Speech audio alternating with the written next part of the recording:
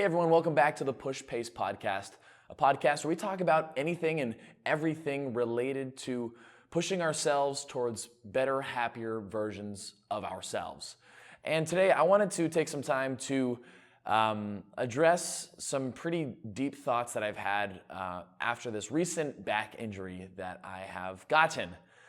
So it was a few days ago, I guess at this point, about 4 days ago, that I had a severe lower back strain. It's just my bottom right lower back, and I guess since my years as an adult, it's been the first serious injury that I've had, and just wanted to kind of talk about my thoughts and how that's been affecting me. But I think that I'm not trying to make this about me, but I think that these thoughts and the thought processes of trying to work through this, I think, can really help everyone, and covering these topics mainly about being stubborn and how being stubborn affects your, can lead to injuries, can affect your life and the goals that you set out for yourself, and talk about the expectations that we can set for ourselves and sometimes fall short of, and what that means.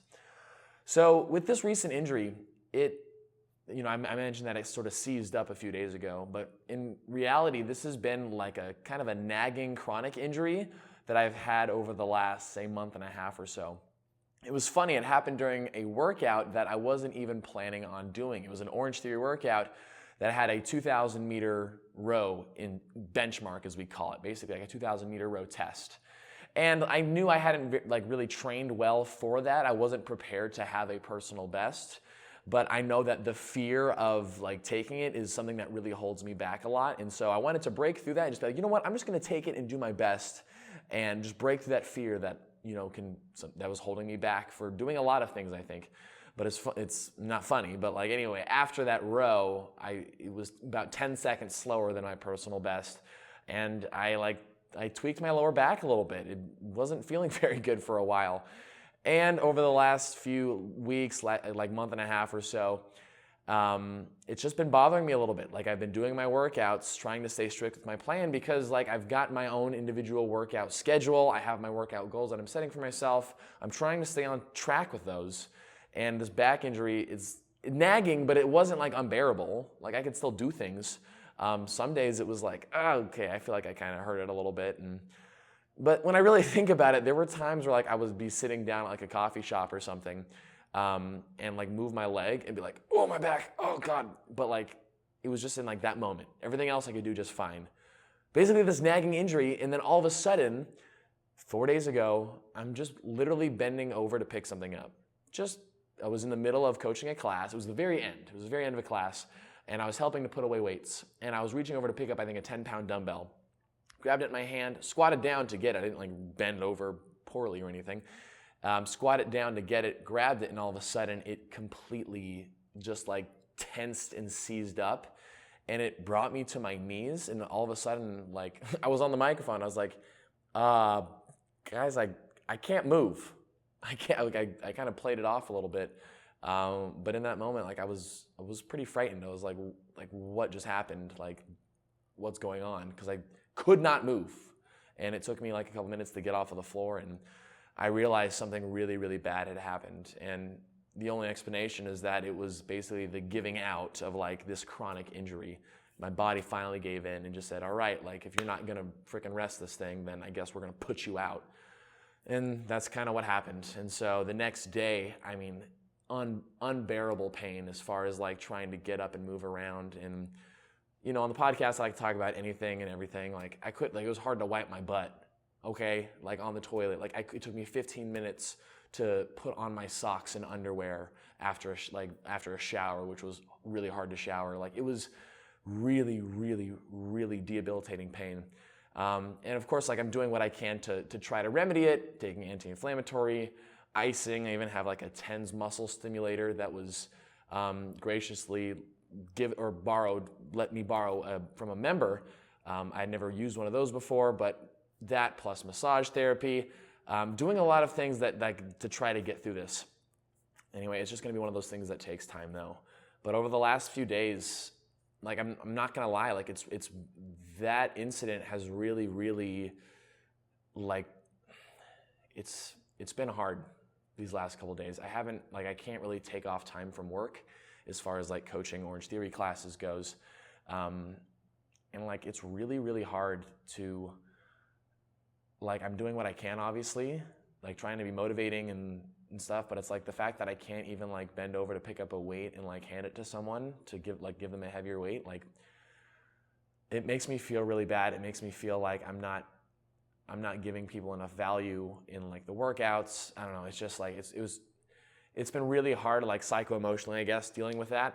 And not only that, but I've mentioned it, I haven't really talked about it a lot on my my online platforms, but I do have an online on-demand workout platform coming out very soon called HIT Plus, and I've been working on that these last couple months. It's supposed to be releasing here a week from today. We're in Sunday on the 29th. And with this program, it's coming with dozens of like on-demand workouts already on it, but you're also going to be receiving an additional 5 workouts a month in addition to the workouts that are already on there. So it's essentially an ever-growing on-demand follow-along workout platform working out with me. And one of the big like points of that is that it's not just like hoo-hoo, rah-rah, like let's go, let's have some fun workouts. Like they're serious workouts, and I'm working out full force with you, coaching you through these exercises, things like that. Anyway, with this back injury, like I can't do anything. Like I haven't exercised in the last 4 days. This is the longest time where I haven't done anything. And it's just worrying me. I'm doing the best I can to heal it. I know I've talked a lot about this. I'm sorry. I don't try to make this all about me. But the points that I want to bring up with that is like I'm just beating myself up because it's like, why didn't you just take some time off to rest it when it was first bugging you, Austin? What's going on? And like a lot of times you can just be stubborn about things. Oh, it'll be fine. It'll be fine. I mean, ask yourself, have you ever had like sort of like a nagging little injury that built up into something worse over time because you just didn't give it the remedy and the healing and the rest that it needed? I was doing some light stretches and stuff in between, like when it was nagging, but I wasn't doing that much. I was being stupid. I was being stupid and stubborn, and it came to bite me in the butt, and now I am paying for it hard, physically and mentally, and it really, really sucks. And I don't have any good reason of not wanting to give it rest earlier on, other than just being like impatient and wanting to stay on top of my fitness and wanting to stay on top of what I was doing. Just kind of having that mentality of like, I'm invincible and nothing can bring me down. And I think sometimes we can all get into that invincibility mindset. It's not good. Sometimes obviously it can be things a lot more serious. Like you can get diagnosed with a really, really seriously bad health condition or something, and that makes you realize that you're not invincible. But it's just something, I guess it's just something to be aware of. Like you can't, you're not invincible. You're not. You're just human like anyone else. And when your body's trying to tell you something's wrong, you got to listen to your body. And I feel just gross because it's like that's something that I preach, and that's something that I wasn't following, or wasn't doing. And so it's a harsh like reality lesson for myself that I need to be more of do as I say and as I do. Because right there, like I was not being a good example, a good role model for that, even though it's something that I talk about. So learning, I'm not trying to like dwell on these forever, but it's just, they're things that I'm thinking about, things that I'm learning in the process. And I think with it, when it comes back to impatience, with this app and stuff that I'm doing, and just my whole career in general, I think I've talked about it before, but like I've had multiple opportunities, for instance, to grow within like the Orange Theory company. But over these last few years, like I've made a very like clear like choice to build myself up sort of more as like my own entity, Training Tall being its own thing. And through YouTube and through this podcast and through my new upcoming platform, HIT Plus. And I think part of like the impatience of like fighting through that injury and stuff and trying to always be on it is like this, to help continue the certainty in this life choice. And what I mean by that is like I guess I'm not trying to I don't want to say that I'm trying to prove to everyone that it can work, but there is this sense of like being younger and just feeling like, I'm doing something that's a bit unorthodox than what most people would think. Talking to adults, I say I'm a YouTuber, they're like, but like, okay, what's your career plan? And I know times are changing and stuff, and I shouldn't value that opinion all that much, but it still just lingers in the back of my mind. Like, is this gonna work out? Is this gonna be okay? Like, am I truly cut out for this? Can I make a sustainable living online and continue to influence more and more people without people getting sick of my stupid, like, crazy antics? Or am I gonna run out of things to talk about? Like, these are the thoughts that go through my head. And so I think that's part of the impatience of, like, I gotta be on it all the time because I just wanna make sure that things are progressing along.